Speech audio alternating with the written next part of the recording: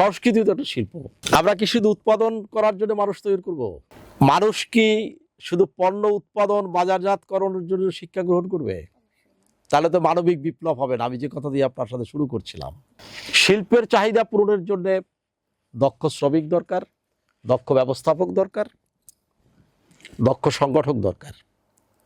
সেটা যেমন তৈরি করবে, পাশাপাশি যিনি দক্ষ ব্যবস্থাপক হবেন তিনি যেন ভালো মানুষ হন, যিনি দক্ষ শ্রমিক হবেন সেই দক্ষ শ্রমিক যেন ভালো শ্রমিক হন মানবিক গুণাবলীতে।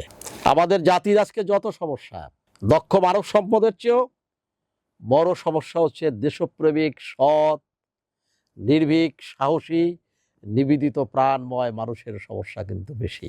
ইন্ডাস্ট্রিয়াল ডিমান্ডের পাশাপাশি আমি বলবো জাতি আশা করে ইন্ডাস্ট্রির ডিমান্ডও পূর্ণ হোক এবং পাশাপাশি ওই মানুষগুলো দেশপ্রেমিক এবং সৎ মানুষ হিসাবে বিশ্ববিদ্যালয় থেকে বেরিয়ে আসুক। তাহলে সে শুধু উৎপাদন করবে না, সে শুধু বাজারজাতকরণ করবে না, সেই বাংলাদেশটাকে একটা মানব সরোবরে পরিণত করবে।